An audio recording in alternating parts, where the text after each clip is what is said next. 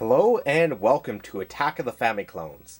In this installment, I thought I'd do an HD update look at the Super 8, easily one of the best clones that I've ever come across. The Super 8 was released for the Super Nintendo and Super Famicom in 1995 by a company called Renovation. The system is pretty fantastic. This is the device itself. It plugs atop of a Super Nintendo or Super Famicom. It fits snugly on top of a Super Famicom, but you'll need to brace it up a little bit on the back with like a little plunger or something, because it won't sit firmly on a Super Nintendo. Okay, with all that said, this thing will run both Super Nintendo and Super Famicom games in the same slot, 72-pin NES games, and in the very back, 60-pin Famicom games. So this thing will run 4 different formats, all on a Super Nintendo or Super Famicom. Now, the way this works is it has a little adapter that plugs into the back of the system that is your simple multi-AV out cable. But it has its own little adapter here, and this is where it goes out to the TV. So the device works as a through adapter, where you plug this cable into your system, and plug the system cable right here. It also has an RF output, but who's really going to bother with RF, right? Alright, so with all that said, let's plug this in and set this up. So simply plug it in, and then take your cable here and plug that in.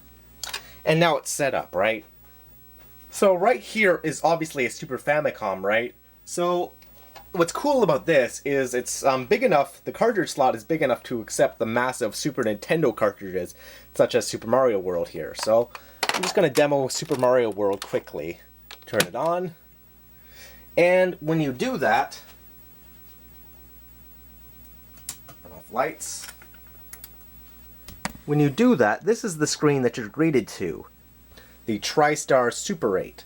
The system was released in Europe and in Asia under the name TriStar, and in America it was released under the title of Super 8. Now, the menu gives you 2 options, 8-bit or 16-bit. This is for your Famicom and NES games, and this is for your Super Nintendo and Super Famicom games.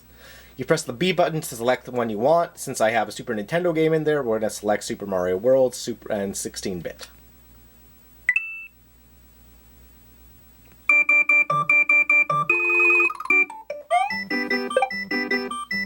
Loud, but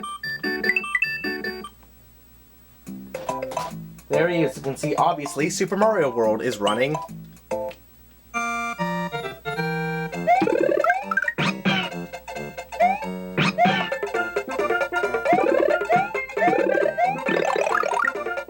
Alright, well, there's not really that remarkable about that, right? I mean, Super Famicom running a Super Nintendo game. Pull the game out. Some games are a little bit more difficult to get out than others. Of course, you can also run Super Famicom games, just like this. You can simply plug that in, but I'm not going to bother with showing you that. Next, let's show you the NES slot. Now, I've had somebody recently comment on one of my old videos that he couldn't get Super Mario Bros. And Duck Hunt to work on his Super 8. Well, I don't know what to tell you, guy, because it works on mine, and I have multiple copies of this game. So, here it is. Super Mario World, Duck Hunt, or Super Mario Brothers Duck Hunt. Boot it up, and there it is.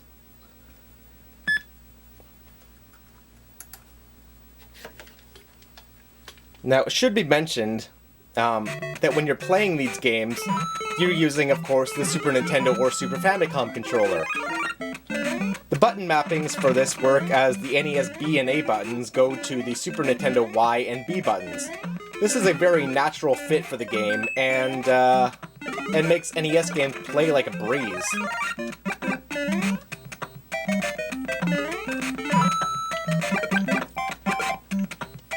Alright, reboot that.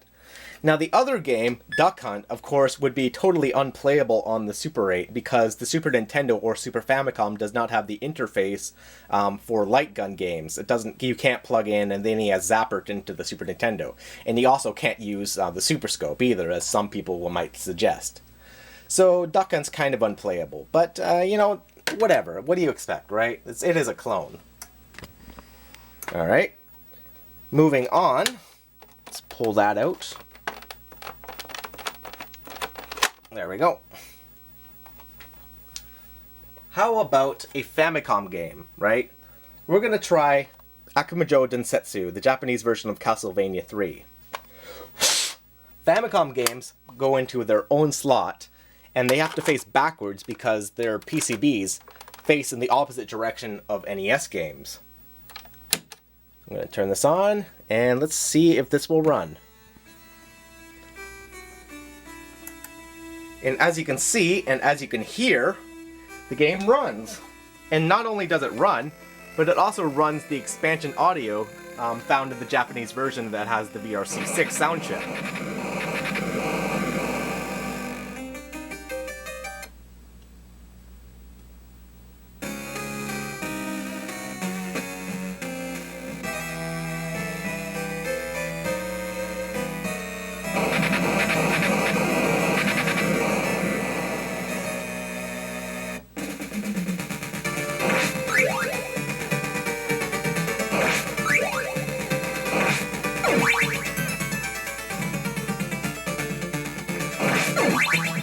Now, the one thing that kind of sucks about this is that Super 8 does not produce very loud DPCM channels. That's the sample channels sound effects.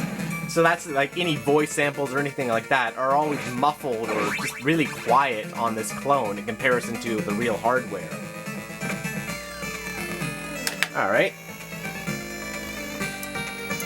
Let's move on.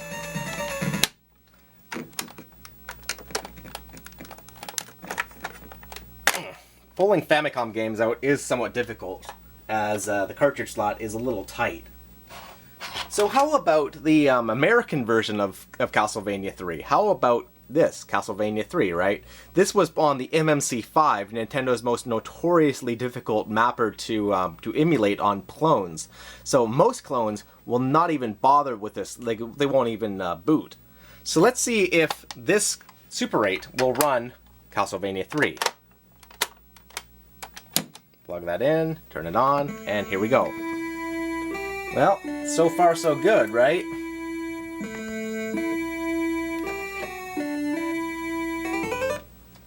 It's Castlevania 3. Let's see if the game will actually boot.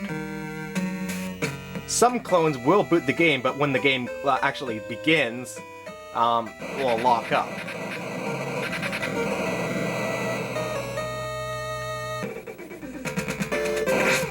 Well, there you have it. Castlevania 3 successfully booting on this clone. Not only successfully booting, but looking fantastic. And actually, that's because of a small mod I did. When you first buy a Super 8, its NES and Famicom output is fairly awful. One thing that it does is that it has those horrible jail bars, those vertical lines that go through the screen, similar to what an NES 101 does. That's the North American NES top loader.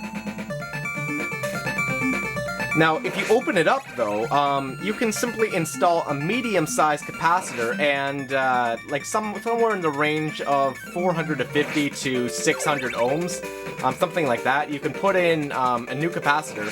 There's even a spot marked right on the board for one that will largely eliminate these problems and make your Famicom games look potentially even better than on a real Famicom. And that's really saying something. Alright. Now, the system does have one other problem, though. It won't run in the entire library of Super Nintendo and Super Famicom games. The big reason for that is because some games have copyright protection, such as Donkey Kong Country 2. Donkey Kong Country 2 will detect the game, will detect the Super 8 as a copy device, and the game will refuse to boot. This is the kind of screen that you'll get when you try and boot the game. In addition to this, certain games that use the Super Nintendo's expansion pins, such as FX chip games, such as Star Fox or whatever, or the Super Game Boy, won't actually function on the Super 8. And the reason for that is because some of the traces on the pin connector are intentionally broken. You can fix this with soldering, but I don't know why they did that. So thanks for watching, see you guys next time.